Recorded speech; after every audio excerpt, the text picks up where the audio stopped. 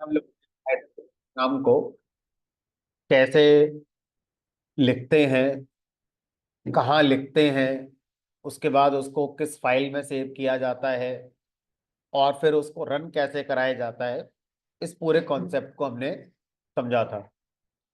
अब जो भी प्रोग्राम हमने पाइथन के कल बनाए थे, उन प्रोग्राम्स को मान लीजिए मुझे आज सिर्फ रन करके देखना है, क्योंकि ऐसा नहीं है कि जब भी मैं प्रोग्राम को रन कराऊंगा तो मुझे एक नया ही प्रोग्राम बनाकर रन करना होगा। आप अपने लैपटॉप पर बनाए गए जितने भी एग्जिस्टिंग प्रोग्राम्स हैं उनको कभी भी रन करके देख सकते हैं। तो अगर आप एग्जिस्टिंग प्रोग्राम को रन करना चाहते हैं तो उसके लिए क्या स्टेप्स होंगे? तो पहले अपना जो एडिटर है आइडल का, वो ओपन करेंगे, सर्च बार में टाइप करेंगे आइडल। अब यहाँ पे फाइल के अंदर ओपन का ऑप्शन आता है। ओपन का ऑप्शन क्या करेगा? फाइल के अंदर जो आ रहा है, जो भी आपके एग्जिस्टिंग पाइथन फाइल्स हैं उनको एडिटर में ओपन कर देगा, फिर आप उन्हें रन करा सकते हैं। तो जैसे कल हमने छोटे छोटे दो प्रोग्राम बनाए थे, एक ईयर की वैल्यू प्रिंट करने का और एक एज प्रिंट करने का। अब मैं उसको ओपन पे क्लिक करता हूँ तो ये मुझसे पूछ रहा है पहले कि आपने जो प्रोग्राम्स बना रखे हैं अपने लैपटॉप पे कहाँ बना रखे हैं। तो डेस्कटॉप पर मैंने फोल्डर क्रिएट करवाया था, तो डेस्कटॉप पे चलते हैं और यहाँ पर जो फोल्डर हमने बना रखा था पाइथन प्रोग्राम से, आपने जिस नाम से बना रखा है उसके अंदर जाएंगे और ये कल की तारीख के प्रोग्राम्स हैं। जिस प्रोग्राम को ओपन करके रन करना चाहते हो उसको सेलेक्ट कर लेंगे। तो मान लीजिए जो हमारा पहला वाला प्रोग्राम है P1, हमने इसको ओपन करा, सेलेक्ट कर लिया, देन ओपन पे क्लिक कर दिया, ये आ गया। अब इसको रन करना है, सिंपली रन पे जाके क्लिक कर सकते हैं। तो इस तरह से कोई भी प्रोग्राम अगर आप किसी फ्रेंड से लेकर आते हैं अपने लैपटॉप में, उसको जहां भी आप रखोगे अपने लैपटॉप में, इसी टेक्निक का यूज करके आप उसे ओपन करेंगे पहले एडिटर में और फिर आप उसे रन अपना कर सकते हैं। ठीक है। अब मान लो किसी भी प्रोग्राम को आप दोबारा रन करते हैं, तो होता यह है कि आपका जो शेल वाला विंडो है, अगर ये पहले से ही अवेलेबल है तो उसी के आगे ही आउटपुट को लिख दिया जाता है। जैसे फिर से रन कराऊंगा तो उसी के आगे ही आउटपुट आ जाएगा। और अगर हम चाहते हैं शेल विंडो पे जो आउटपुट आया है ये हमारा पहले क्लियर हो जाए, उसके बाद फ्रेश आउटपुट देखना चाहिए, तो ऐसा करने का कोई डायरेक्ट तरीका हमारे पास नहीं है। उसके लिए आपको क्या करना होगा, जो शेल विंडो है इसको आप क्लोज कर दीजिए। जब शेल विंडो हमारे पास नहीं होती है और प्रोग्राम को रन किया जाए तो ऑटोमेटिकली एक न्यू शेल विंडो हमारी ओपन कर ली जाती है, जिसपे पहले से कुछ भी लिखा आउटपुट नहीं होगा। अब रन कराएंगे तो इस तरह से आपका आ जाता है। ठीक है, तो आप क्या कर सकते हैं, शेल विंडो को क्लियर करने के लिए इस ट्रिक का यूज कर सकते हैं। डायरेक्ट कोई ऑप्शन हमारे पास अवेलेबल नहीं है, you just need to close existing shell window. और जब आप फिर प्रोग्राम को रन कराएंगे तो एक न्यू विंडो शेल वाली आपकी ओपन कर दी जाएगी। ठीक है। तो अब मान लीजिए हमारे पास, हमें क्या करना है, कोई भी प्रोग्राम है। अब मैं थोड़ा आगे आपको लेके चलता हूँ कि जब किसी प्रोग्राम को हमने बनाया होगा तो बिहाइंड द सीन क्या हुआ होगा उसको समझने की कोशिश करते हैं कि बिहाइंड द सीन हमारा क्या होता है। तो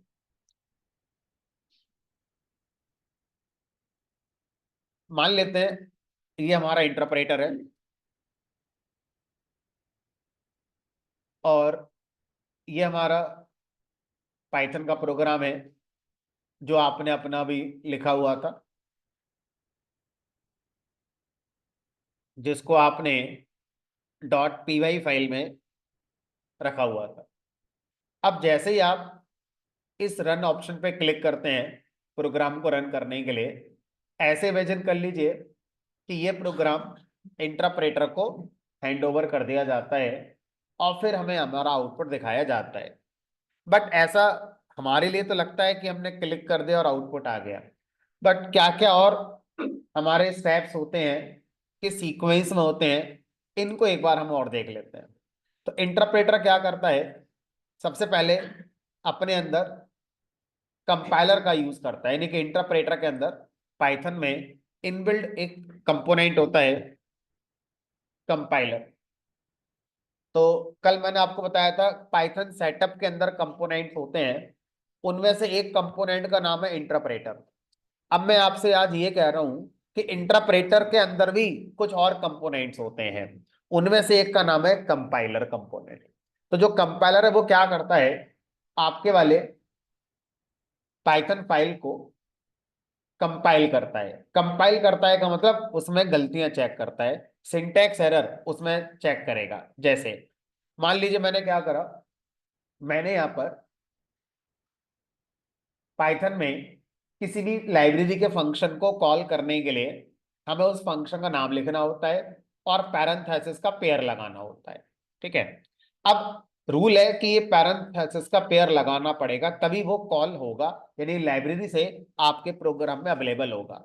मान लीजिए मैं इस बात को इग्नोर करता हूं और मैंने ऐसे कर दिया, अब मैं इस पे रन पे क्लिक करता हूं और इसको रन कराता हूं, तो जैसे ही मैं क्लिक करूंगा वैसे ही क्या होगा, ये प्रोग्राम हमने तो इंटरप्रेटर को सबमिट कर दिया, बट इंटरप्रेटर ने अपने अंदर कंपाइलर नाम के कंपोनेंट को एक्टिवेट किया और उसको कहा कि इस प्रोग्राम में गलतियां चेक करो, कोई सिंटैक्स एरर तो नहीं है ना। जो रूल्स बताए जाते हैं किसी भी स्टेटमेंट को लिखने के लिए, क्या वो रूल फॉलो करे गए हैं तो आगे का काम होगा, नहीं तो यहां से ही मना कर देना इसमें गलती है। देखते हैं इस बार क्या होता है, एरर आ गई, syntax error, parenthesis was never closed. Open है तो उसका मैचिंग क्या कहलाता है, क्लोज होना कहलाता है। तो ये जो आपको सिंटैक्स एरर का मैसेज दिख रहा है, हमारे लिए हम बोलेंगे इंटरप्रेटर ने दिया है, but behind the scene interpreter के अंदर भी इस काम को करने के लिए अलग से कोई बनाया गया है जिसका नाम होता है हमारा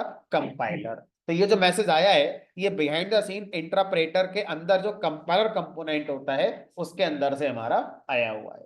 ठीक है, चलो जैसे मान लो आउटर लेवल पर किसी ह्यूमन को डिस्क्राइब करना है तो हम ये बोलते हैं ह्यूमन बॉडी के अंदर ये चीजें होती हैं, आपने कुछ खाया तो बॉडी उसको डाइजेस्ट करती है। ठीक है, आपकी बॉडी उसको अडॉप्ट कर रही है।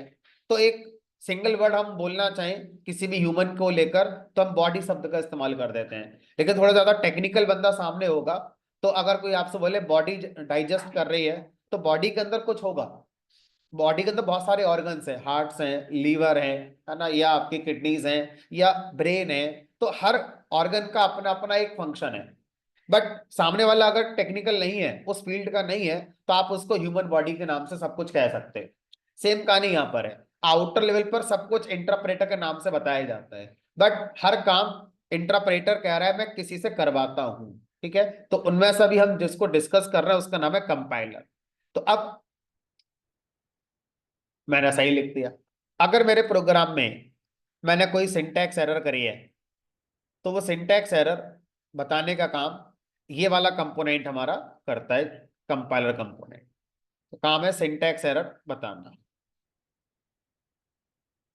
अब मान लीजिए बिहाइंड द सीन कोई सिंटैक्स एरर नहीं हुई, जो भी आपने प्रोग्राम के अंदर कोड लिखा है वो एकदम पाइथन के जो रूल्स हैं उसके अकॉर्डिंग ही आपका लिखा हुआ है।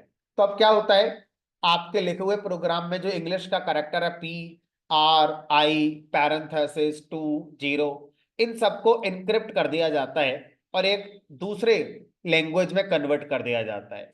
लेकिन वो दूसरी लैंग्वेज अभी भी मशीन लैंग्वेज या 010 नहीं होती है ना, एक इंटरमीडिएट लैंग्वेज होती है जिसमें हमारा कोड कन्वर्ट हो जाता है और उसको हम बोलते हैं बाइट कोड। बाइट कोड क्या होता है, बाइट कोड एक इनक्रिप्टेड कोड होता है जो एज ए ह्यूमन अगर हमें देखने को मिल जाए तो हमारी समझ में कुछ नहीं आएगा, और वो 0 1 भी नहीं होता तो CPU को भी समझ में नहीं आएगा, तो ना तो ये ह्यूमन रीडेबल होगा और ना ही हमारा सीपीयू रीडेबल होगा, इसलिए इसको क्या बोलते हैं, इंटरमीडिएट कोड के नाम से भी जानते हैं। यह एक फैंसी वर्ड है, बाइट। अब इस बाइट कोड को हमें मशीन कोड में कन्वर्ट करवाना होता है। तो इंटरप्रेटर कह रहा है इस काम को करने के लिए मैंने एक कंपोनेंट और अपने अंदर रखा हुआ है, और उस कंपोनेंट का नाम होता है पीवीएम। तो पीवीएम नाम से एक कंपोनेंट होता है इंटरप्रेटर के अंदर। तो पीवीएम की फुल फॉर्म होती है पाइथन वर्चुअल मशीन।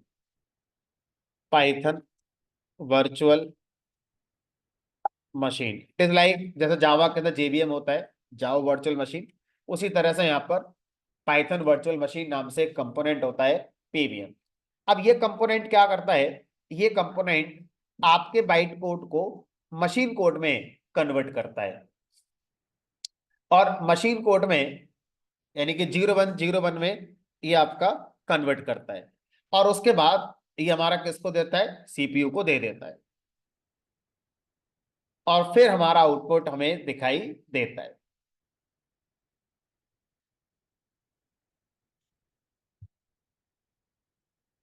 अब सोचो, मैं सिर्फ इस पे क्लिक करता हूं, और उसके बाद ये सब स्टेप होते हैं, कंपाइल होता है, बाइट कोड बनता है, फिर बाइट कोड का मशीन कोड बनता है, फिर हमारा मशीन कोड आउटपुट में हमारा दिखाया जाता है।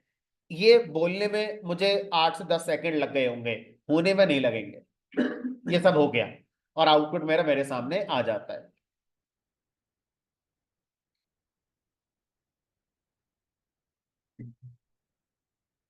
तो ये डायग्राम जिस हेडिंग के अंदर आप अपना बना सकते हैं, उसका नाम लिख सकते हैं इंटरनल वर्किंग ऑफ इंटरप्रेटर। तो इस तरह से एक हेडिंग डाल लेते हैं नोट्स में अपने,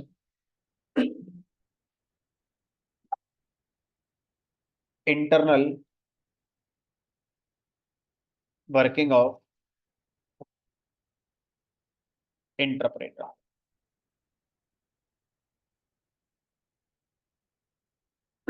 तो इस हेडिंग के अंदर ये डायग्राम आप अपना बना सकते हैं, फिर इसके बारे में कुछ और लिख लेते हैं।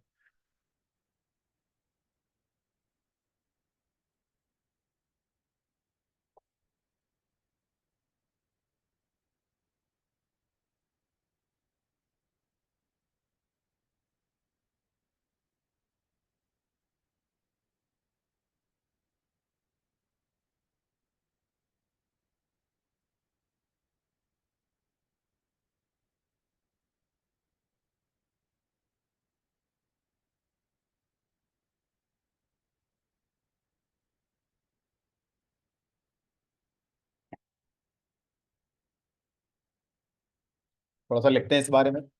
First,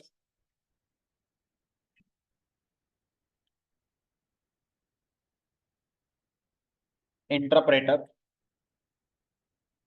compiles Python file using compiler.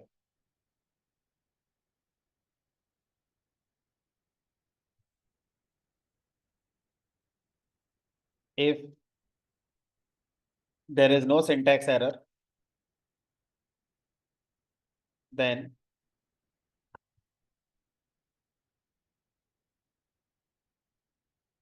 bytecode file is generated.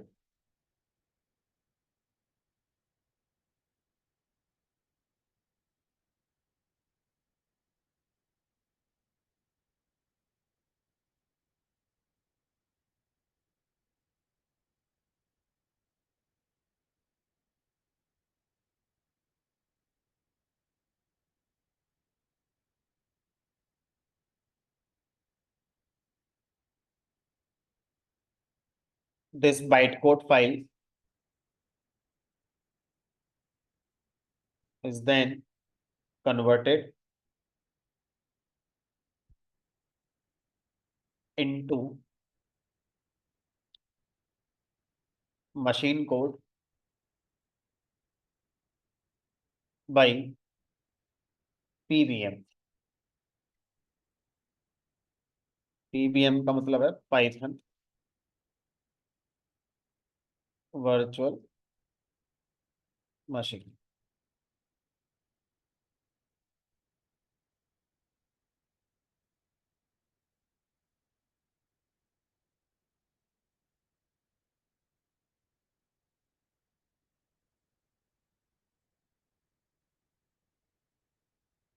Finally this machine code is executed by.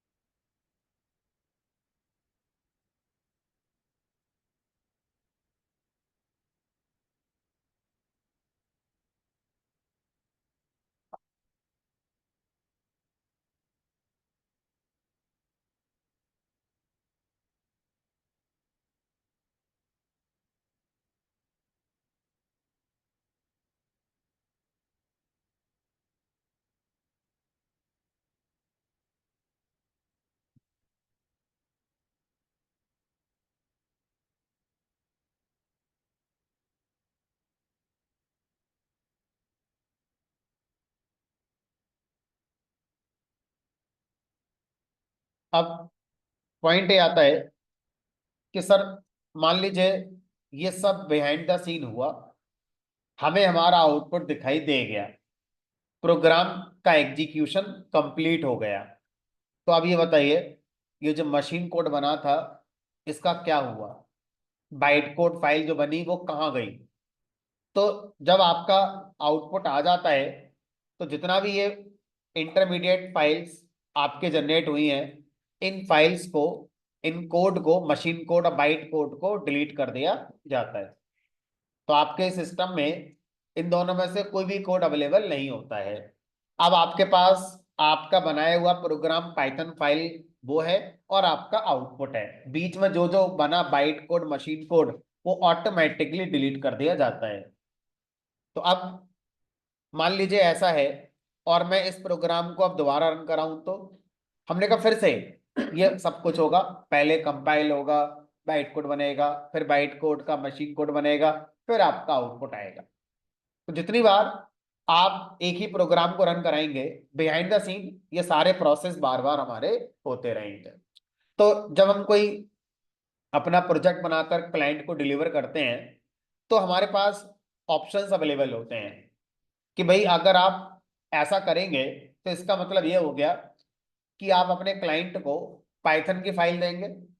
अब इसका मतलब आप पूरा कोड उसको दिखा रहे हैं क्लाइंट के लिए। उसने अगर एक्सीडेंटली फाइल ओपन करके कुछ एडिट कर दिया, उसे तो कुछ आता नहीं होगा, तो उसका तो सॉफ्टवेयर नहीं चलेगा, एरर आएगी उसमें, एक्सीडेंटली ऐसा हो गया तो हम क्या करते हैं, हम फिर यहाँ पर जो मशीन कोड है उसको सेव करने की कोशिश करते हैं। बाय डिफॉल्ट डिलीट हो जाता है, हमें एक्स्ट्रा एफर्ट डालने पड़ेंगे कि भाई मशीन कोड जो बना वो सेव हो जाए।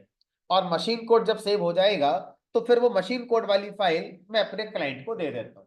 अब वो उसे कैसे रन कराएगा? डबल क्लिक करके रन करा सकता है। अगर मेरे पास कोई भी कोड मशीन कोड में आ गया है तो वो डबल क्लिक करके आसानी से रन किया जा सकता है। उसके लिए फिर आपको अपने लैपटॉप में पाइथन भी इंस्टॉल करने की जरूरत नहीं पड़ेगी। तो इसका मतलब यह हो गया कि अगर मैं अभी जो हो रहा है इसी के साथ कि किसी भी पाइथन के बनाए गए सॉफ्टवेयर को क्लाइंट को देता हूं तो सबसे पहले मैं उससे क्या बोलूंगा, अपने लैपटॉप पर पाइथन इंस्टॉल कर लो।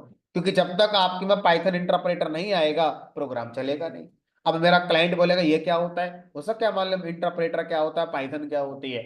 वो तो एक एंड यूजर है। अपने आप को सोचो, आप जितने सॉफ्टवेयर गूगल से डाउनलोड करते हो, कभी सोचा आपने कौन सा पाइथन में, कौन सा जावा में, कौन सा सी में? आप तो बस डबल क्लिक करना जानते हो, डबल क्लिक करो और वो चल जाए बस किसी तरह से।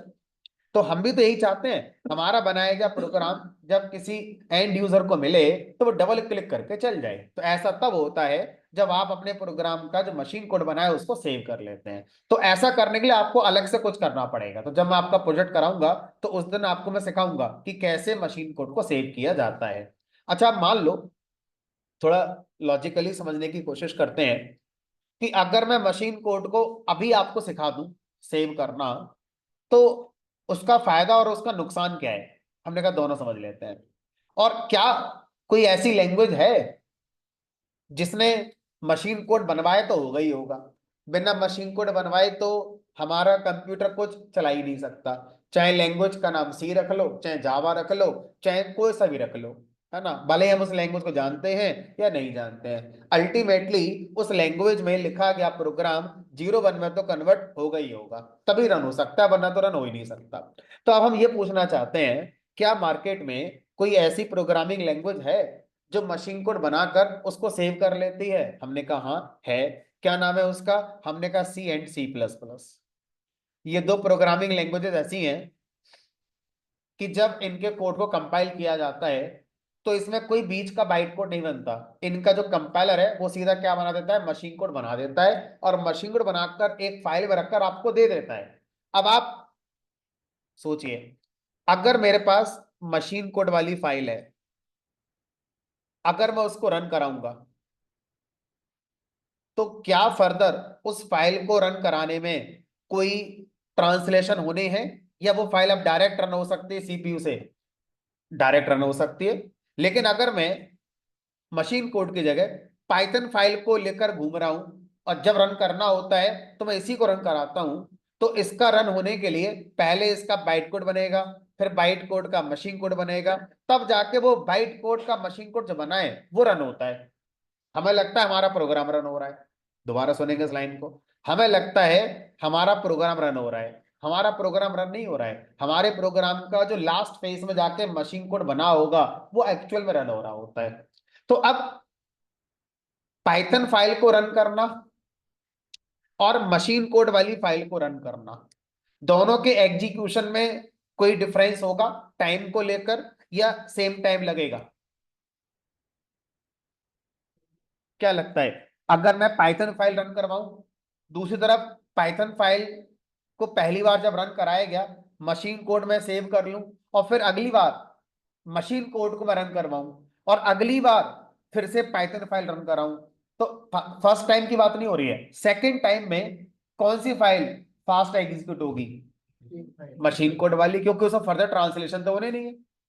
यही तो होगा हमारा।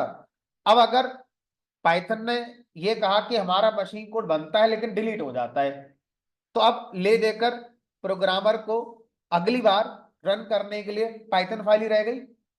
अब वो इसे रन करेगा, फिर से सारा प्रोसेस होगा, बाइट कोड बनेगा, मशीन कोड बनेगा। सी लैंग्वेज कहती है हम ऐसे नहीं करते। पहली बार जब आपने प्रोग्राम बना के रन करवाया होगा तो जो मशीन कोड बना होगा वो हमने सेव कर लिया। अब अगली बार आप प्रोग्राम को जो आपने लिखा है उसे रन मत कराओ, जो मशीन कोड बन गया था उसको रन करवाओ, तो वो अपने आप फास्ट एग्जीक्यूट होगा हमारा।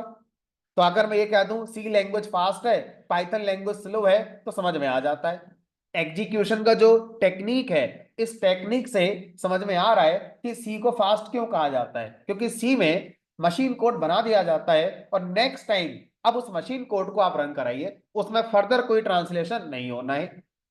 पाइथन में मशीन को डिलीट कर दिया जाता है, नेक्स्ट टाइम भी अगर आपको रन करना है तो पूरा प्रोसेस से होकर गुजरना पड़ेगा, तो जितना टाइम फर्स्ट टाइम लगा था उतना ही हर बार लगना है हमारा। सी में फर्स्ट टाइम टाइम ज्यादा लगेगा, अगली बार टाइम बहुत कम लगेगा, क्योंकि मशीन कोड ऑलरेडी बन चुका होगा हमारा। ठीक है। तो अब हमने पाइथन के क्रिएटर से पूछा कि पहले आप आए या पहले सी लैंग्वेज आई? तो पाइथन के क्रिएटर ने कहा पहले तो सी लैंग्वेज आई 1972 में, हम तो 1991 में पाइथन को लेकर आए थे। इसका मतलब पाइथन के क्रिएटर को यह बात पता थी कि सी लैंग्वेज में मशीन कोड सेव हो जाता है, उससे उसका एग्जीक्यूशन नेक्स्ट टाइम के लिए फास्ट हो जाता है। ये जानते हुए भी पाइथन के क्रिएटर ने अपने पाइथन के कोड के साथ ऐसा नहीं करा। भाई इंटरप्रेटर, मैंने कहा मशीन कोड सेव नहीं करता है, तो इंटरप्रेटर ऐसा इसलिए करता है क्योंकि हमने इससे ऐसा करवाया है। इंटरप्रेटर कोई नेचुरल प्रोडक्ट थोड़ी है, प्रकृति के अंदर पाया जाता है, हमारे आपके जैसे इंसानों ने बनाया है, जैसा बनाया है वैसा काम करेगा। अगर हमने इसको ऐसे बनाया होता कि मशीन कोड ये डिलीट ना करे तो नहीं होता। ये थोड़ा ना मतलब है कि ये मशीन को डिलीट कर देता है, तो कर देता है क्योंकि ऐसा इसे करवाया गया है, तभी तो कर देता है ऐसा। ठीक है। तो अब मेरा पॉइंट ये है कि पाइथन के क्रिएटर ने जब इंटरप्रेटर बनाया होगा तो उसने ऐसा क्यों बनाया, जबकि वो जानता है कि अगर मशीन कोड बन रहा है तो उसको सेव कराने से फायदा हो जाता है नेक्स्ट टाइम के लिए। तो उसका एक दूसरा पार्ट समझ लेते हैं। जब मशीन कोड जो आपका बनता है उसको जब सेव करवाया जाता है तो वो हमेशा प्लेटफॉर्म स्पेसिफिक फाइल में सेव होगा। इसका मतलब ये है, पहले आप ये बताइए कि जो मशीन कोड बना और रन होगा आपके कंप्यूटर में ऑपरेटिंग सिस्टम कौन सा है? मैकबुक है आपका, या आपका विंडोज है, या आपका यूनिक्स है, लिनक्स है, कौन है? हमने कहा विंडोज है, मान लेते हैं। तो विंडोज कंप्यूटर में अगर मशीन कोड है और एक फाइल में सेव करके मुझे आपको देना है, तो उस फाइल का नाम कुछ भी रख लो, लेकिन एक्सटेंशन उसका डॉट ईएक्सी रखना होगा आपको। तो विंडोज ऑपरेटिंग सिस्टम में मशीन कोड को बनाकर आपको डॉट ईएक्सी फाइल में ही रखना होगा। अब डॉट ईएक्सी फाइल में आपने रख लिया और आप उसे अब डबल क्लिक करके रन कर सकते हैं। कोई ट्रांसलेशन नहीं होना है, मशीन कोड रखा हुआ है। प्रॉब्लम कहाँ होगी वो देखते हैं। मेरे फ्रेंड को ये कोड अच्छा लगा, उसने कहा मुझे दे दो पेन ड्राइव में, मैं अपने लैपटॉप पे चला कर देखूंगा। लेकिन उसके लैपटॉप में मैक ऑपरेटिंग सिस्टम है, उसका विंडोज नहीं है, वो मैकबुक चलाता है। अब डॉट ईएक्सी फाइल को जब मैं लेकर जाऊंगा मैक ऑपरेटिंग सिस्टम पे, चलेगी नहीं। जबकि मैक के अंदर जो सीपीयू लगा है वो भी जीरो वन ही जानता होगा, लेकिन मैक ऑपरेटिंग सिस्टम अलग प्लेटफॉर्म है, विंडोज ऑपरेटिंग सिस्टम अलग प्लेटफॉर्म है। तो अगर मुझे मैक पर कोई फाइल चलानी है तो डॉट डीएमजी फॉर्मेट की होनी चाहिए। ये इसका एग्जीक्यूटेबल फॉर्मेट होता है, यानी कि हर प्लेटफॉर्म का अपना अपना एग्जीक्यूटेबल फॉर्मेट होता है। सोच कर देखो, क्या ईएक्सी फाइल एंड्रॉयड मोबाइल में इंस्टॉल हो जाएगी? क्या होता है? डॉट एपीके फाइल होती है। तो जब आप प्ले स्टोर से कोई भी ऐप डाउनलोड करते हैं तो उस ऐप का जो सेटअप है उसका एक्सटेंशन डॉट एपीके होता है, ना कि डॉट ईएक्सी होता है। ठीक है, तो समझ में आ गया। हर प्लेटफॉर्म का, चाहे वो मोबाइल का हो चाहे लैपटॉप का हो, फाइल फॉर्मेट अलग अलग होता है, भले ही सीपीयू वही है 0101 चलाने वाला। तो अब पाइथन के क्रिएटर को अब दोनों बातें पता है। पहली बात, अगर मशीन कोड बना के सेव करवाया तो मजबूरी है कि आप विंडोज पर हो तो डॉट ईएक्सी में सेव होगा, अगर आप मैकबुक चला रहे हो तो डॉट डीएमजी में सेव होगा, और अगर आप कुछ और चला रहे हो तो किसी और फॉर्मेट में सेव होगा। फास्ट होगा, लेकिन प्लेटफॉर्म डिपेंडेंट हो गया। अब ये कोड आप पेन ड्राइव में लेकर किसी दूसरे लैपटॉप पर जाओगे जिस पर विंडोज नहीं है तो वहां चलेगा नहीं। तो सी के साथ एक एडवांटेज और एक डिसएडवांटेज। एडवांटेज है कि सी का एग्जीक्यूशन नेक्स्ट टाइम फास्ट होता है क्योंकि मशीन कोड है। डिसएडवांटेज है कि सी प्लेटफॉर्म डिपेंडेंट है, क्योंकि सी का जो कोड बनता है ईएक्सी वाला वो किसी एक कंप्यूटर पर चलने के लिए बनता है। अब आप दूसरे प्लेटफॉर्म पे जाओगे, अगर वहां पर सेम प्लेटफॉर्म हुआ, लाइक दूसरे कंप्यूटर पर सेम प्लेटफॉर्म हुआ, फॉर एग्जांपल बनाया था विंडोज पर और लेके गए वहां भी विंडोज है तो चल जाएगा, और वहां पर अगर कोई और निकल आया तो नहीं चलेगा। तो जब 1972 की दुनिया थी उस समय इतनी वैरायटी होती नहीं थी कंप्यूटर के लैपटॉप में। उसके उस समय एक ही ऑपरेटिंग सिस्टम चलता था 1972 में, यूनिक्स ऑपरेटिंग सिस्टम, ये सब था भी नहीं, मैक विंडोज तो बहुत बाद में आए हैं। तो उस समय सी के क्रिएटर को इस बात से फर्क ही नहीं पड़ता है कि अगर मैंने मशीन कोड बना दिया तो सिर्फ इसी प्लेटफॉर्म पर चलेगा, दूसरे पर चलेगा ही नहीं, क्योंकि दूसरा है ही नहीं मार्केट में, वो एक ही है। 90% मार्केट कंप्यूटर का 1972 में एक ही प्लेटफॉर्म पर चलता था, यूनिक्स ऑपरेटिंग सिस्टम, बाकी था ही नहीं कोई। लेकिन जब पाइथन बनाई जा रही है 1991 में, तब तक मार्केट में बहुत सारे प्लेटफॉर्म आ चुके हैं हमारे। तो अब पाइथन के क्रिएटर को यह भी सोचना है कि मेरा प्रोग्राम यहां भी चलना चाहिए, वहां भी चलना चाहिए, वहां भी चलना चाहिए। तो इस बात को ध्यान में रखते हुए पाइथन का मशीन कोड डिलीट कर दिया गया। लेकिन अगर आप अपना प्रोजेक्ट अपने क्लाइंट के लिए बना रहे हो और क्लाइंट आपसे कहे कि मैं विंडोज कंप्यूटर चलाता हूं, तो आपको फैसिलिटी दी गई एड ऑन करने की कि आप चाहें फिर मशीन कोड को सेव कर सकते हैं, क्योंकि आपको क्लियर है कि आपका क्लाइंट विंडोज कंप्यूटर ही चलाता है। और अगर आप क्लियर है कि आपका क्लाइंट मैक लैपटॉप चलाता है तो आप पाइथन के machine code co dot DMG file में सेव कर भी सकते हैं, सो दैट एग्जीक्यूशन बेटर किया जा सके। सी में हमेशा होगा, पाइथन में आपको एक्स्ट्रा एफर्ट डाल के करना पड़ेगा। तो इस तरह से ये वाली फाइल हमारी डिलीट हो जाती है, नहीं बनती। बाइट कोड फाइल जो बनती है उसको भी डिलीट हमारा कर दिया जाता है, सो दैट बहुत ज्यादा सिस्टम की मेमोरी यूज हमारी ना हो। ठीक है, तो इस तरह से बिहाइंड द सीन ये सारे कॉन्सेप्ट हमारे होते हैं। अब मैं आपसे पूछूं कि पाइथन में इंटरप्रेटर, अगर हम समरी निकालें इसकी, तो कितने ट्रांसलेशन कर रहे हैं?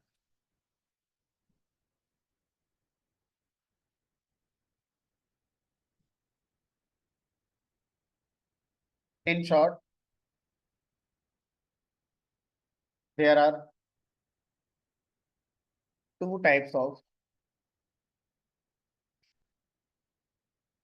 Translations inside interpreter. पहला ट्रांसलेशन किस फाइल को किस में कन्वर्ट करके किया गया और किसने उसे कन्वर्ट करा? बताओ, पहला ट्रांसलेशन किस को किस में कन्वर्ट करा गया? हाई लेवल को लो लेवल में कन्वर्ट करना तो ये कल की क्लास तक की कहानी थी। आज की क्लास से कहानी थोड़ी बदल गई। ये आज की क्लास की कहानी। देखो, आज की क्लास से पहले मैंने आपको यही बताया था कि हाई लेवल को लो लेवल में ट्रांसलेट करने वाला काम इंटरप्रेटर करता है। और आज की क्लास का हमारा हेडिंग है इंटरनल वर्किंग ऑफ इंटरप्रेटर, कि होता कैसे है। ठीक है, तो जो हम पाइथन फाइल लिख रहे हैं इसको हम बोलते हैं हाई लेवल कोड, और जो ये बनता है 0 1 इसे बोलते हैं लो लेवल कोड। तो बिहाइंड द सीन हमारा हाई लेवल कोड पहले एक इंटरमीडिएट कोड में कन्वर्ट होता है जिसको हम बाइट कोड कहते हैं। फिर वो intermediate code low level code यानी कि 0 1 में कन्वर्ट होता है जिसको मशीन कोड कहा जाता है। ठीक है, तो इस तरह से बिहाइंड द सीन इंटरप्रेटर दो ट्रांसलेशन परफॉर्म करता है, डायरेक्ट ट्रांसलेशन नहीं होता है।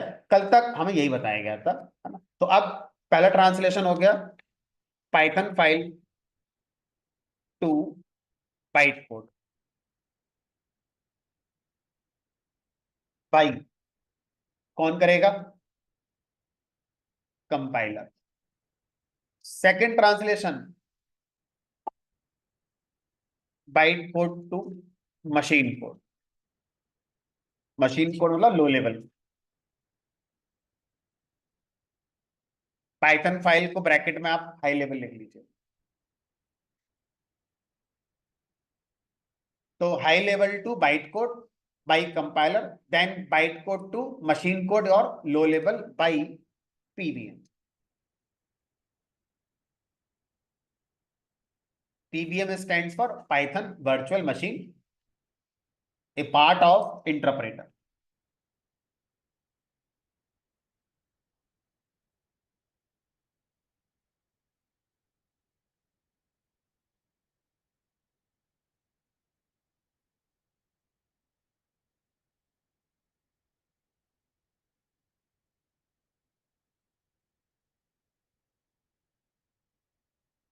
तो इस थ्योरी के कॉन्सेप्ट को प्रैक्टिकली मैं अपने लैपटॉप पे करके दिखा देता हूं। आपको अपने लैपटॉप पे फिलहाल करने की कोई जरूरत नहीं है ना।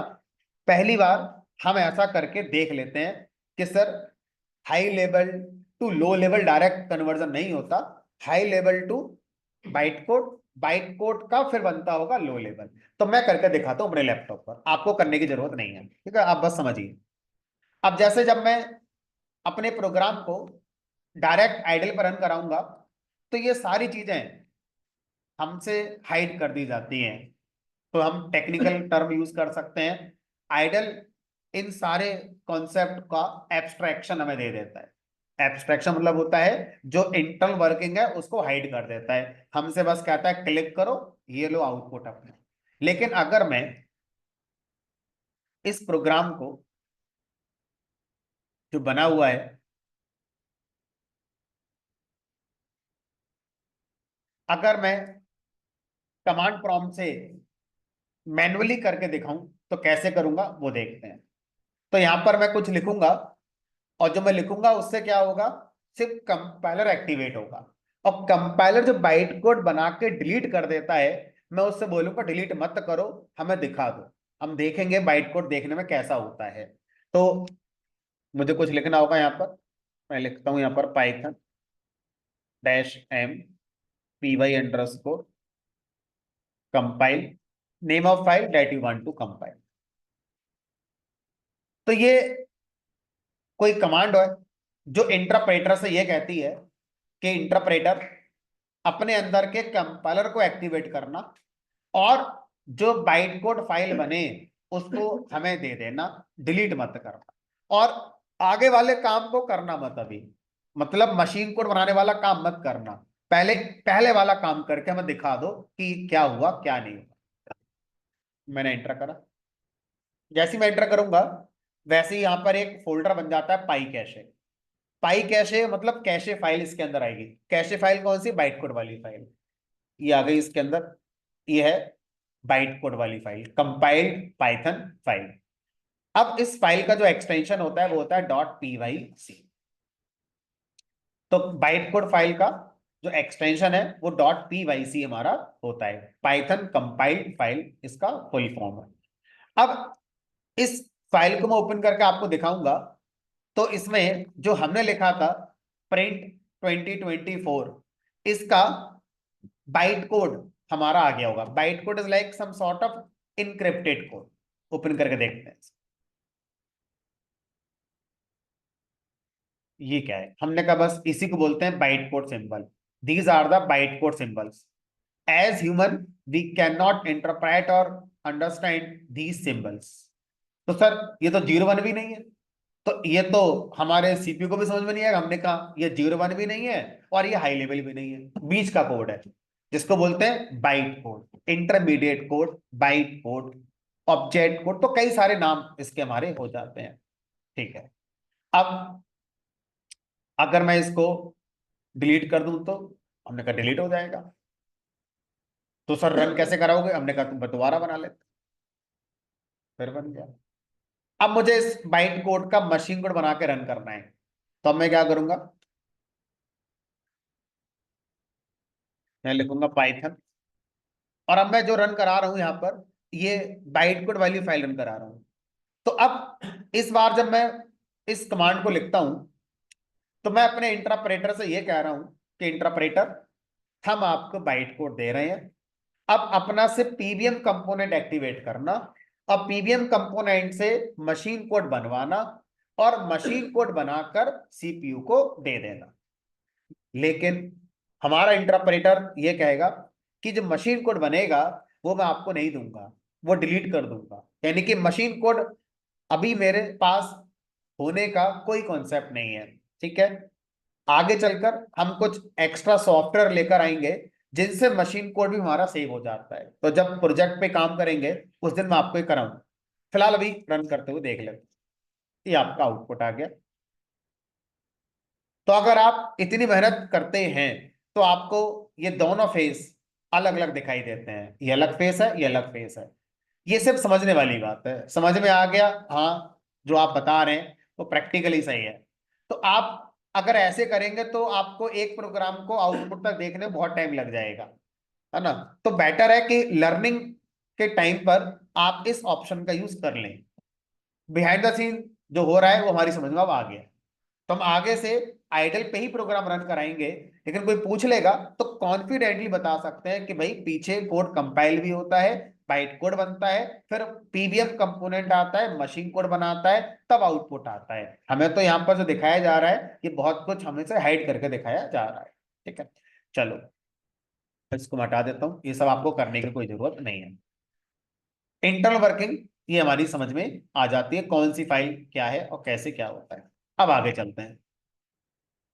अब सर आपने कल प्रोग्राम बनाया जिसमें ईयर की वैल्यू प्रिंट करी, एक प्रोग्राम बनाया था जिसमें आपने एक नंबर और लिखा, ये मानकर कि ये मेरी एज है। तो अब ये बताओ कि जब हम कोई नंबर पाइथन के प्रोग्राम में लिखेंगे तो वो नंबर फ्रैक्शन के साथ भी लिखा जा सकता है। जैसे अगर मैं आपसे कहूं कि मुझे रेट ऑफ इंटरेस्ट बैंक में जो है उसको प्रिंट करना है, मान लो 6.5 एग्जाम्पल के तौर पर, तो उसमें पॉइंट आ गया, दशमलव का हिस्सा आ गया। फ्रैक्शन वाला पार्ट आ गया। तो ये तो होल नंबर है, होल नंबर मतलब पूरा नंबर, दो के बाद तीन, दो और तीन के बीच में कोई नहीं आता, तो ऐसे नंबर क्या कहलाते हैं, होल नंबर कहलाते हैं। फ्रैक्शन वाले नंबर क्या कहलाते हैं, या रेशनल नंबर क्या कहलाते हैं, जिसमें दो और तीन के बीच में इनफाइनाइट नंबर हो सकते हैं, है ना, 2.1, 2.0001, तो खत्म ही नहीं होगा, टू और थ्री के बीच के नंबर कितने भी निकाल लो। ठीक है, तो ऐसे नंबर को अगर आप प्रिंट करना चाहते हैं तो एक तीसरा प्रोग्राम हम बनाएंगे, और मान लो मैंने यहां पर लिख दिया 6.5, तो क्या ये सर ये आउटपुट में आएगा, हमने कहा डेफिनेटली आएगा। तो पाइथन में अगर आप आउटपुट में नंबर को दिखाना चाहते हैं तो आप फ्रैक्शन के साथ नंबर लिख सकते हैं, विदाउट फ्रैक्शन भी नंबर को लिख सकते हैं। ठीक है, अब अगर आपसे कहा जाए कि सर नंबर चाहे कोई सा भी हो, हमने मैथमेटिक्स में ऐसा देखा है कि नंबरों का तो साइन भी होता है। जैसे अगर मैं कहूं टेम्परेचर, तो टेम्परेचर की वैल्यू अभी तो चलो अगर हम अपना देखें तो 16-17 के आसपास या 20 के आसपास होगा। ठीक है, लेकिन अगर हम किसी हिल स्टेशन की बात करें, है ना, तो वहां पर टेम्परेचर हो सकता है -9। तो मुझे किसी भी प्लेस का टेम्परेचर आउटपुट में दिखाना है, तो नेगेटिव भी हो सकता है, पॉजिटिव भी हो सकता है, फ्रैक्शन में भी हो सकता है, बिना फ्रैक्शन के भी हो सकता है। ठीक है, तो अब अगर आप किसी नंबर से पहले माइनस साइन लगा देते हैं तो आउटपुट में ये साइन के साथ आएगा, और अगर आप किसी नंबर का साइन नहीं बताते हैं तो बाय डिफॉल्ट पाइथन में वो नंबर पॉजिटिव माना जाता है। बिना साइन का नंबर पाइथन में हमेशा पॉजिटिव माना जाएगा। और सर अगर मैं लगा दूं तो, हमने कहा कोई बात नहीं आप लगा दो, लेकिन क्या एक एंड यूजर को, अपने आप को एक एंड यूजर मान लो, अभी आप पाइथन प्रोग्रामर हो और अपने आप को एक एंड यूजर भी मान लो, अगर क्रिकेट में किसी बैट्समैन ने 80 रन बनाए और उसके पहले प्लस लगकर आ जाए, तो देखने में आपको अजीब लगेगा, जबकि गलत तो ये भी नहीं है, भाई 80 बनाए तो प्लस ही बनाए होंगे, माइनस थोड़ी बनाए होंगे उसने, लेकिन देखने वाले को अजीब सा लगेगा। अगर मैं आपसे कहूं कि भाई आपके 10th में मार्क्स आए थे 68.4, अब मैं आपसे आपका साइन ही नहीं पूछ रहा कि माइनस आए थे कि प्लस आए थे, अंडरस्टूड है प्लस ही आए होंगे, लेकिन अगर मैं लगा दूं तो गलत तो नहीं है। लेकिन सामने वाले की हैबिट नहीं है पॉजिटिव नंबरों को प्लस साइन के साथ देखने की, यही तो होता है हम लोगों के साथ। बट अगर कोई नंबर माइनस में है तो फिर तो साइन लगाना ही पड़ेगा, और हमारी हैबिट भी है देखने की। सेम आंसर पाइथन ने दिया कि अगर आप किसी भी नंबर के पहले प्लस साइन लगा भी देते हैं तो आउटपुट में हम फिर भी नहीं दिखाएंगे। तो आउटपुट में किसी भी नंबर का साइन माइनस वाला होगा तो दिखाई देगा, प्लस वाला होगा तो आउटपुट में प्लस साइन दिखाई नहीं देगा। लिखते समय आप साइन अगर नहीं बताएंगे तो अंडरस्टूड है वो प्लस का नंबर ही आप लिख रहे हैं, माइनस का तभी माना जाएगा जब आप माइनस साइन भी लगाएंगे। तो इस तरह से अब अगर आपसे कहा जाए कि सर इस टर्म को पाइथन में क्या कहते हैं, जो चीजें हमारे सराउंडिंग्स में रियल लाइफ में एग्जिस्ट करती हैं, हर चीज का पाइथन में भी कोई एक नाम दिया गया है। जैसे अभी हम लोग डिस्कस कर रहे हैं पाइथन में नंबर्स को, है ना, तो अगर हम नंबर्स पाइथन में डिस्कस करते हैं तो हमने जो अभी पाया वो ये पाया कि नंबर दो तरह के हैं, एक है विदाउट फ्रैक्शन जिसमें कोई दशमलव वाला हिस्सा नहीं है, और एक है with fraction. With fraction, without fraction, Python ने ऐसे नंबर्स जो बिना फ्रैक्शन के होते हैं उनको इंटीजर नाम दिया, इंटीजर।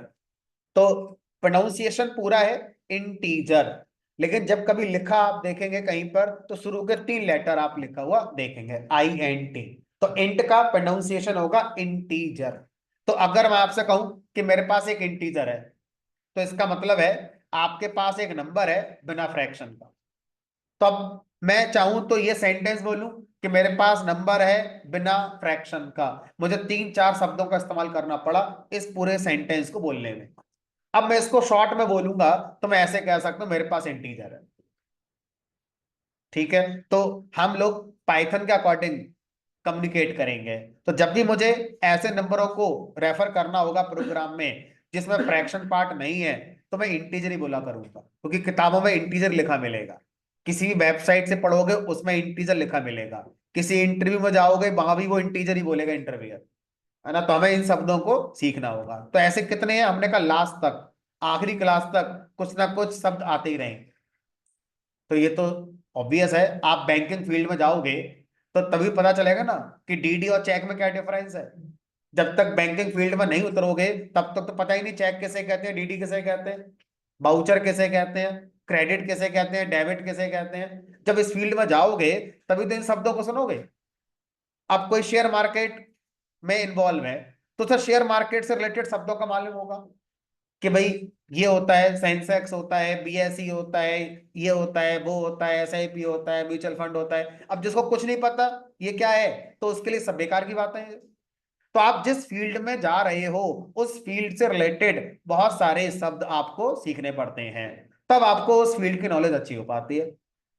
उसी तरह से पाइथन में एक वर्ड आया इंटीजर। तो अब ऐसे नंबर जो फ्रैक्शन के साथ लिखे जाते हैं उनको हम लोग बोलते हैं फ्लोट। फ्लोट। तो अगर मैं आपसे बोलूं 6.5 फ्लोट नंबर है, 2024 इंटीजर नंबर है। ठीक है, चलो अब रियल लाइफ में कहां पर इंटीजर और कहां पर फ्लोट नंबर अपने सराउंडिंग्स में हम पाते हैं उसको देख लेते हैं। मान लीजिए मैं आपसे कहूं इस क्लास में जितने स्टूडेंट्स हैं मुझे उनकी काउंटिंग का जो रिजल्ट है उसको एक नाम देना है, इंटीजर या फ्लोट में से। बताओ क्या हो सकता है वो। इस क्लास में जितने स्टूडेंट हैं, मान लो इस क्लास में अभी एट प्रेजेंट 31 स्टूडेंट बैठे हैं, एक और आ गया 32 हो गए, मान लो दो चले गए 29 रह गए। कैसा हो सकता है कि इस क्लास में 21.4 स्टूडेंट हैं। काउंटिंग ऑफ एनीथिंग क्या फ्रैक्शन हो सकती है। आपसे कहा जाए इस क्लास में कितने फैन हैं, कितने एसी हैं, कितने लैपटॉप हैं, तो काउंटिंग किसी भी चीज की फ्रैक्शन में कभी आ ही नहीं सकती। तो काउंटिंग किसी भी चीज की इंटीजर ही कहलाएगी। चलो, mobile number integer, temperature, temperature float हो सकता है। ठीक है, और आगे बढ़ते हैं। अगर आपसे कहा जाए बैंक का रेट ऑफ इंटरेस्ट, फ्लोट हो सकता है, बिल्कुल। एग्रीगेट मार्क्स, परसेंटेज वाले, फ्लोट हो सकते हैं। इंडिविजुअल सब्जेक्ट के मार्क्स माइट भी इंटीजर हो, बट एग्रीगेट मार्क्स फ्लोट में हो सकता है। ठीक है, अगर हम थोड़ा सा साइंस की तरफ बढ़े तो अर्थ पर ग्रेविटी की वैल्यू कितनी है, वैल्यू कितनी है, 9.8।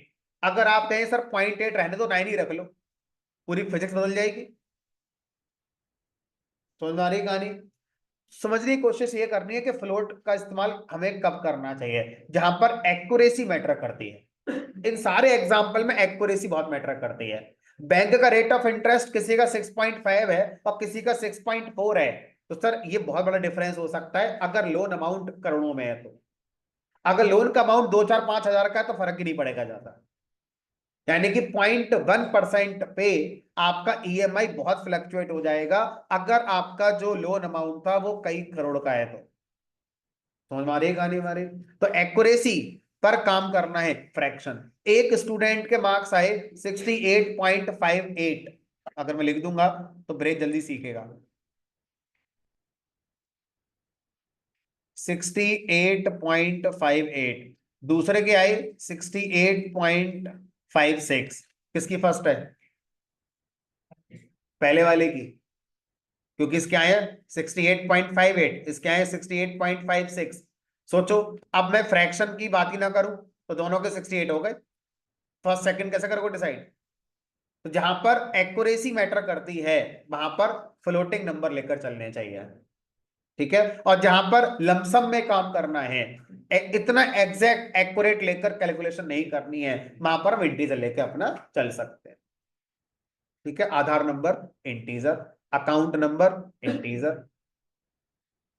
ठीक है, तो रियल लाइफ में ऐसी बहुत सी चीजें हैं जो इंटीजर और फ्लोट आपको मिल जाती हैं। एक बैट्समैन ने एक इनिंग में कुछ रन बनाई, इंटीजर के फ्लोट? उसी इनिंग का उसका स्ट्राइक रेट। समझ में आ रही है कहानी?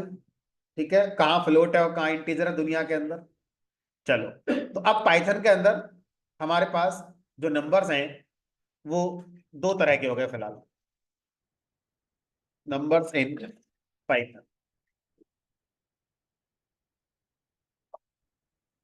पहला हो गया विदाउट फ्रैक्शन, और इसको हम इंटीजर कहते हैं। -5, 0, 5, कुछ भी नंबर इस तरह के हमारे इंटीजर कहते हैं। दूसरा होता है विद फ्रैक्शन, इसको फ्लोट कहा जाता है। लाइक -4.5, 0.01, 9.8, इस तरह के कोई भी नंबर हो सकते।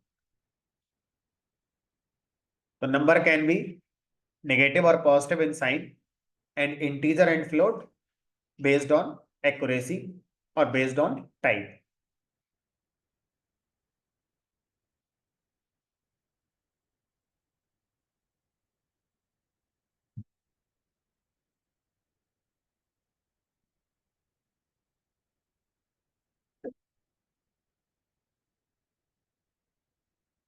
ठीक है सर, अब नंबरों से हम आगे बढ़ते हैं।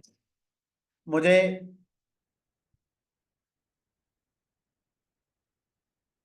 अपना नाम प्रिंट करना है। मान लीजिए मैंने लिख दिया आदित्य कुमार। तो अब मैं इसको आउटपुट में देखना चाहता हूं, तो मैं देखते हैं क्या होता है। जैसे नंबर लिख रहे थे ऐसे मैंने ये भी लिख दिया, लेकिन सर ये तो एरर आ गई। नंबर लिख रहा था तो चल रहा है, अगर मैं कोई नाम लिख रहा हूं तो नहीं चल रहा है, क्योंकि मैंने पाइथन सीखना पड़ेगा। तो जब आप पाइथन में टेक्स्ट लिखना चाहते हैं, ये क्या कहलाएगा? हमारा टेक्स्ट।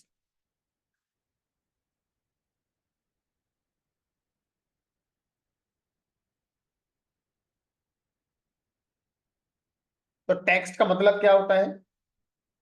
टेक्स्ट में contain alphabets, digits, symbols, space, comma, all the characters that you can use in your program. ठीक है, क्या कहलाता है हमारा? वो टेक्स्ट कहलाता है। एक और आसान सा एग्जांपल, मान लो किसी का एड्रेस है 20/B, कॉमा, न्यू दिल्ली, ऐसे करके कुछ लिखा हुआ है। सोचो इसमें डिजिट भी आ रही है, सिंबल भी आ रहा है, अल्फाबेट भी आ रहे हैं। तो अब इसको क्या मैं इंटीजर कह सकता हूं पूरे को? नहीं। क्या मैं इसको फ्लोट कह सकता हूं? हमने कहा नहीं।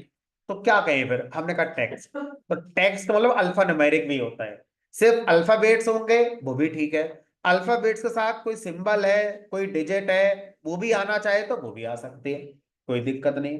तो टेक्स्ट के अंदर सब कुछ आपका आ जाता है।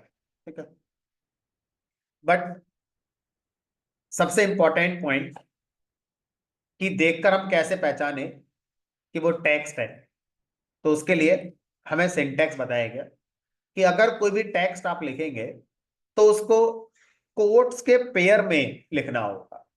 कोट्स, सिंगल कोट आप ओपन करेंगे जहां से आपका टेक्स्ट स्टार्ट हो रहा है, और जहां पर टेक्स्ट आपका एंड हो रहा है मैचिंग सिंगल कोट फिर लगाएंगे, ये ऐसे करके।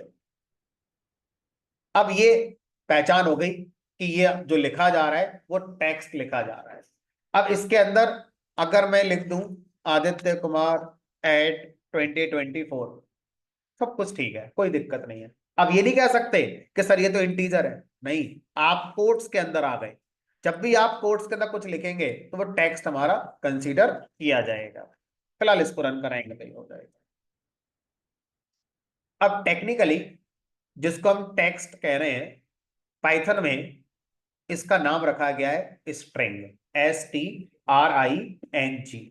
तो हम एक एंड यूजर के अकॉर्डिंग देखें तो यार टेक्स्ट मैसेज कर दो, अगर मैं बोलूंगा उससे यार स्ट्रिंग मैसेज कर दो, समझ ही नहीं आएगा उसको, क्योंकि ये तो टेक्निकल टर्म हो गया ना, स्ट्रिंग कर दो। आप क्या बोलोगे, यार टेक्स्ट कर दो मुझे अपना एड्रेस। लेकिन वो ऐप अगर पाइथन के अंदर बनाई गई है, तो जो आपने मैसेज टेक्स्ट करा है वो message behind the scene string हमारा कहलाता होगा। तो जो डेवलपर्स होंगे वो आपस में स्ट्रिंग कहते होंगे, लेकिन एक आम इंसान को थोड़ी पता स्ट्रिंग किसे कहते हैं, उसको तो हम टेक्स्ट बोलेंगे कि ये टेक्स्ट होता है हमारा। तो इंसानों के लिए नंबर हैं, आम इंसानों के लिए नंबर हैं। टेक्निकल जो पर्सन है पाइथन के, उनको वो इंटीजर है, फ्लोट है। आम इंसानों के लिए टेक्स्ट है, पाइथन के प्रोग्रामर के लिए उसको स्ट्रिंग कहा जाता है। ठीक है, technically it is known as string. Pronunciation string है, लेकिन कभी आप अगर लिखा देखेंगे तो STR लिखा देखेंगे। STR यहां लिख देते हैं, ब्रैकेट में इसका पूरा नाम लिख देते हैं स्ट्रिंग। ऐसे ही इंट एक्चुअल नाम है, ब्रैकेट में लिख देते हैं इसका पूरा नाम इंटीजर। तो ब्रैकेट में जो लिखा है वो प्रोनाउंसिएशन के लिए यूज होता है, और कभी लिखना हुआ तो INT लिखेंगे। इसी तरह से टेक्स्ट को जब कभी बोलना होगा टेक्निकल टर्म में तो मैं स्ट्रिंग बोलूंगा, लेकिन कभी अगर लिखना पड़ गया स्ट्रिंग को तो STR लिखना है, बस शुरू के 3 लेटर लिखने हैं।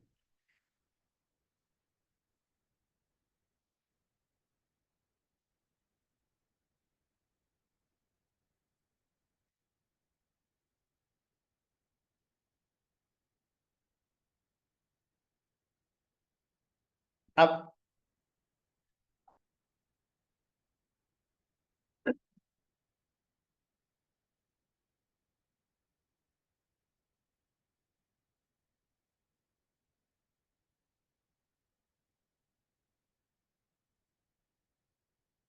जो मैंने करके दिखाया और जो मैं लिख रहा हूं उसमें डिफरेंस।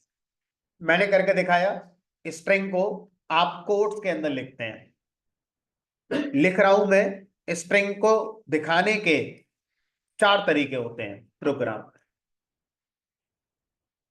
पहला तरीका होता है आप स्ट्रिंग को सिंगल कोट्स के पेयर में लिखकर दिखा सकते हैं।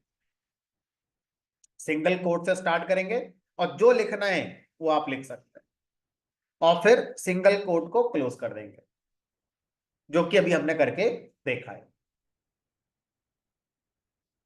दूसरा तरीका है स्ट्रिंग को प्रोग्राम में लिखने का, जो जनरली सी लैंग्वेज में, C++, जावा में यूज होता है, पाइथन में भी यूज होता है, कि आप सिंगल कोट के जगह डबल कोट्स का पेयर भी यूज कर सकते हैं सेम टास्क करने के लिए। डबल कोट्स का पेयर भी यूज कर सकते हैं, इसको भी स्ट्रिंग कहा जाता है। तो कुछ भी अगर कोट्स के पेयर में लिखा है, सिंगल कोट्स का पेयर हो या डबल कोट्स का पेयर हो, तो उसको हम स्ट्रिंग बोलेंगे। तीसरा तरीका होता है ट्रिपल कोटेड स्ट्रिंग। 3 बार कोट से भी पाइथन में स्ट्रिंग कहलाती है। अब 3 बार कोट कौन सा वाला, सिंगल वाला कि डबल वाला? हमने कहा दोनों के साथ है। पहली बार लिखते हैं triple coated string with single quote, एक एक सिंगल कोट लगाया, एक और लगाया, एक और लगाया, उसके बाद जो लिखना है वो लिख दिया। और रूल है कि जिस कोड से स्ट्रिंग को लिखना आपने शुरू करा है उसी मैचिंग कोड से एंड करना होगा, है ना। 1 2 3। अब किसका यूज कहां करते हैं ये अभी हम सीखेंगे। अभी तो हम तो थ्योरी के अकॉर्डिंग नोट्स बन रहे हैं हमारे, कि हाँ पाइथन में स्ट्रिंग को 4 तरह से दिखाया जा सकता है, ये वो 4 तरीके हमारे होते हैं। चौथा तरीका क्या है, triple coated string with double quotes. 1 2 3, उसके बाद 1 2 3। अब आप क्या करो, मुझे अपना नाम प्रिंट करके दिखाओ चारों तरह से। चार अलग अलग प्रोग्राम बनाने हैं। पहला प्रोग्राम अपना नाम प्रिंट करना है इस स्टाइल से। एक और प्रोग्राम बनाना है, फिर से अपना नाम प्रिंट करना है इस वाली स्टाइल से। फिर से बनाना है। इस तरह से एक ही काम को चार प्रोग्राम में करना है, चार बार अलग अलग स्ट्रिंग यूज करनी है। करके दिखाओ मुझे। एक मैंने कर दिया, बाकी तीन मैंने अभी नहीं करे। पहले आप करो फिर मैं करूंगा।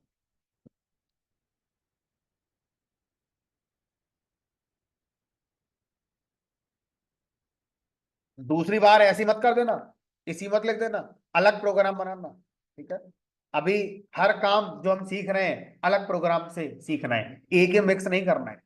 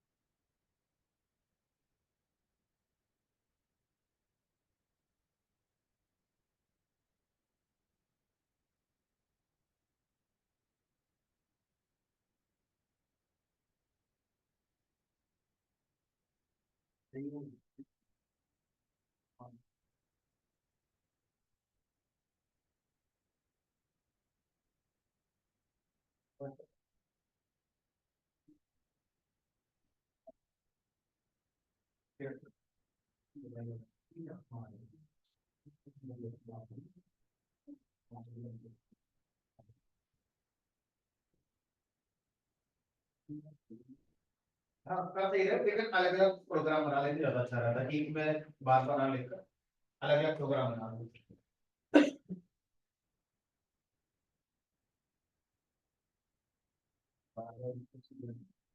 अलग एक प्रोग्राम में एक तरीका। अब एक नया प्रोग्राम है तो शुरू कर रहे हैं। चार चार फाइल देंगे।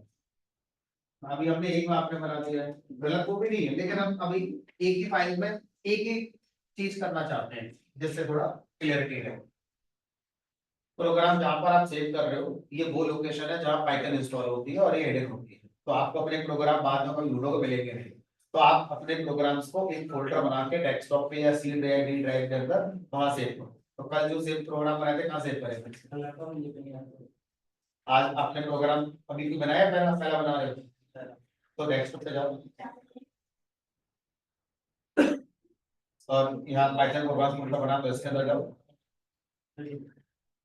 दूसरा बना लो फिर सी डी में बना लो, कहीं और बना लो। डी ड्राइव जगह है, यहाँ पे एक फोल्डर बना लो डी ड्राइव। यहाँ नाम दे दो प्रोग्राम, पाइथन प्रोग्राम, जो भी नाम देना चाहे।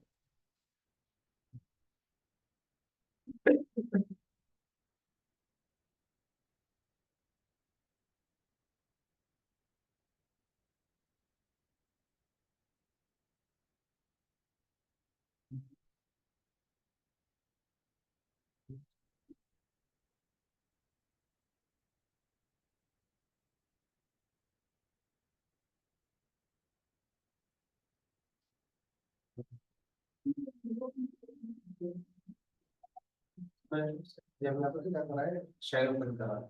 शेल को कोड नहीं लिखना है, फाइल में तो न्यू फाइल यहाँ पे लिखना है, देखो। और लोअर केस में लिखना है सारा, और ब्रैकेट लगाना है, उसके अंदर ही।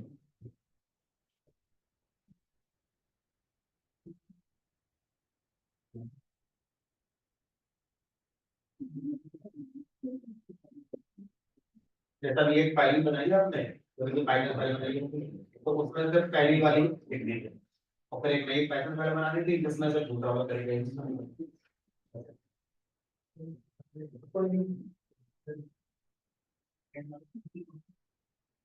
कोड की एरर आ रही है आपने,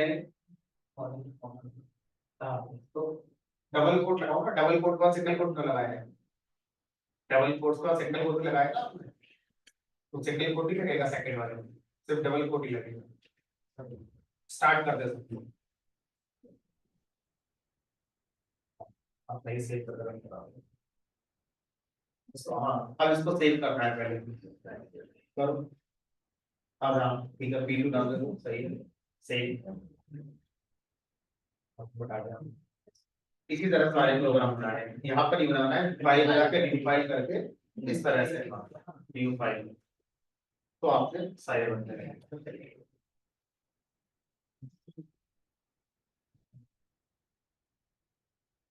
हो गया आपके,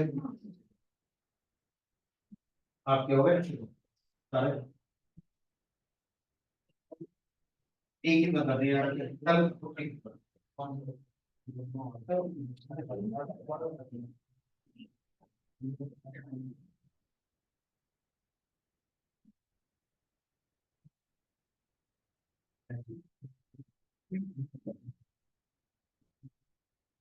यहाँ पर तो डबल कोड है, वो कैसे लगाएंगे, शिफ्ट के साथ ये वाला सिंगल कोड प्रेस करेंगे तो डबल कोड इस तरह से, ये शिफ्ट के साथ ये भी करना है।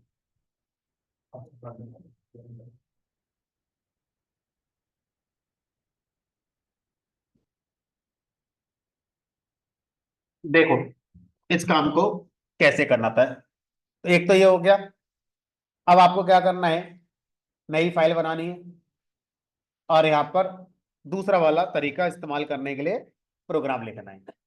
दूसरा तरीका मैंने बताया था कि डबल कोट्स का पेयर। तो डबल कोट्स कैसे हम टाइप करेंगे, उसका तरीका यह नहीं है कि सिंगल कोट को दो बार हम ऐसे लगा दें। डबल कोट्स के लिए हमारे कीबोर्ड में एक अलग ही की होती है। वो की क्या होती है, जो सिंगल कोट वाली की थी उसी को शिफ्ट के साथ प्रेस करेंगे तो एक साथ डबल कोट आपका आ जाता है। ठीक है, अब यहां से आप जो लिखना चाहते हैं वो आप अपना लिख सकते हैं। अब मैचिंग डबल कोट को ऐसे कर दिया। अब इसको सेव करेंगे, जहां भी आप सेव कर रहे थे ना कर दीजिए, और फिर रन कर दीजिए। तो शॉर्टकट की F5 भी है रन करने के लिए। अब तीसरा तरीका, अलग फाइल बनाना था। इसी में आप प्रिंट कर रहे हैं, ठीक है कर लिया है तो, बट इसी में नहीं करना था, अलग फाइल बनानी है। और इसमें तीसरे वाले तरीके को हम यूज करके देखेंगे, triple coated string with single quote. इस बार मुझे सिंगल कोट तीन बार लिखने हैं, एक दो तीन। तो ट्रिपल कोट की कोई की नहीं है अलग से, जो हमारे पास सिंगल कोट वाली की है उसी को तीन बार प्रेस करना है। ठीक है, अब फिर मैचिंग कोट से फिर क्लोज करना है, एक दो तीन।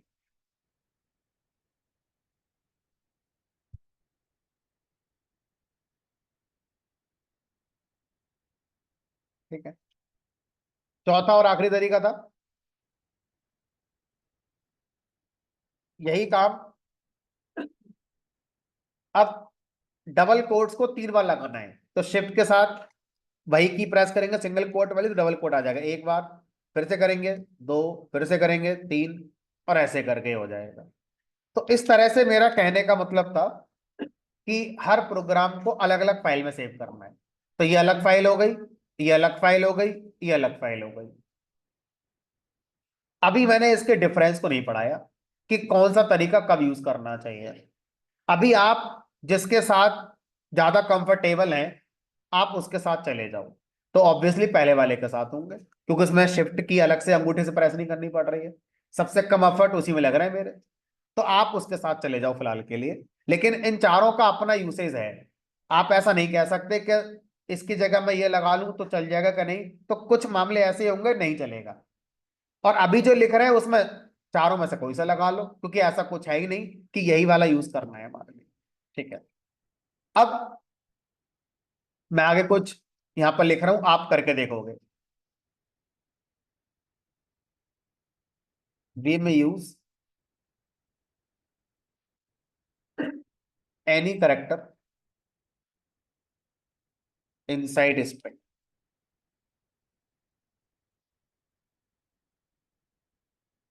एनी करेक्टर का मतलब letters, digits, symbols, etcetera. Etcetera बहुत कुछ आता है। एग्जाम्पल के लिए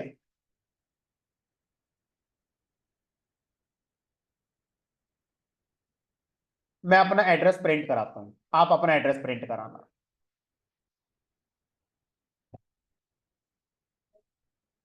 मैं लिखा यहां पर ड्यू कैट, कॉमा A43,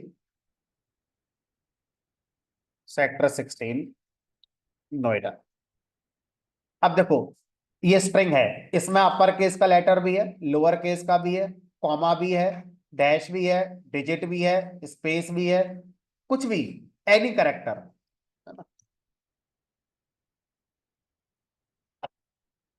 अब इसके अलावा स्ट्रिंग के अंदर हम कोई सा भी करेक्टर यूज कर सकते हैं, सिर्फ लेटर यूज करेंगे ऐसा नहीं है।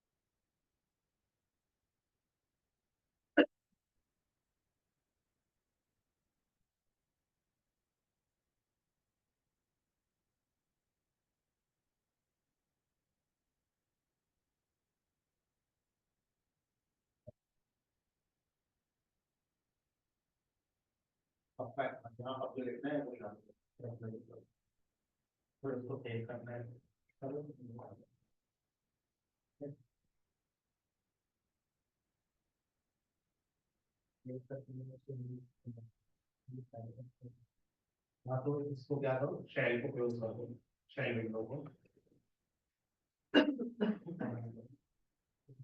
रन करो।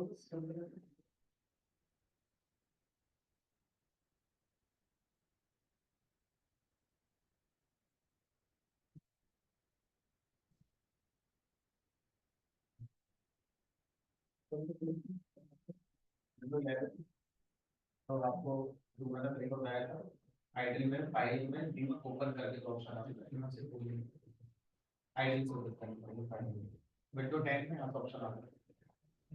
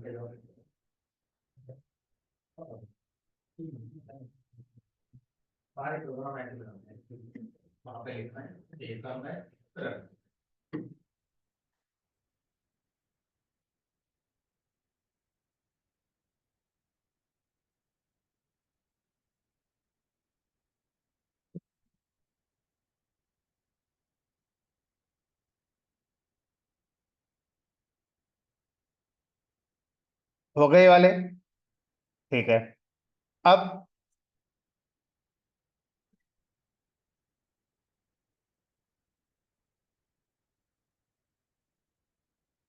अगर मैं आपसे कहूं कि मैंने ऐसे लिखा,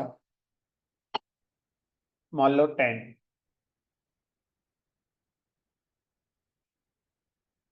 आउटपुट वाले को 10 दिख रहा है, अभी बताओ इसे आप क्या बोलोगे, इंटीजर या स्ट्रिंग? स्ट्रिंग। अच्छा सोचो, अगर मैं ऐसे लिख दूं, आउटपुट देखने वाले को तो 10 ही है, लेकिन हमारे लिए क्या हो गया, इंटीजर। सही है गलत है? इंटीजर के साथ सिर्फ डिजिट आएगी, अल्फाबेट नहीं आ सकता। अगर आप ऐसा दिखाना चाहते हो तो एक ही ऑप्शन है, स्ट्रिंग में रख के दिखा सकते। अब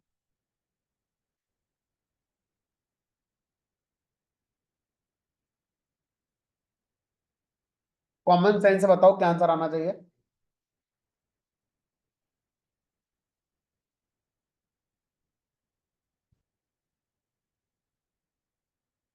स्ट्रिंग के अंदर प्लस माइनस नहीं होता, सिंबल सिंबल ही का रहता है, उसका कोई मीनिंग नहीं है।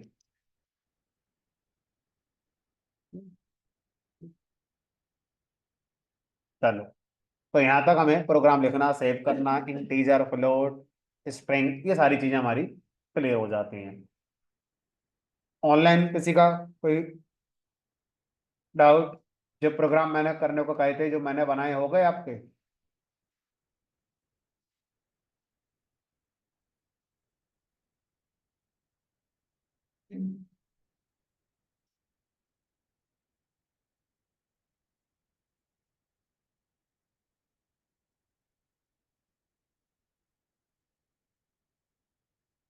चलिए, तो अब जिन्होंने अभी ग्रुप ज्वाइन नहीं करा है,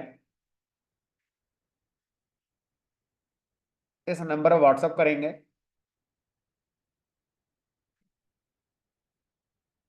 इन डिटेल्स के लिए, और आपको एक मेल मिलेगी जिसमें आपका ज्वाइनिंग लिंक होगा, आप उससे ज्वाइन अपना कर सकते हैं।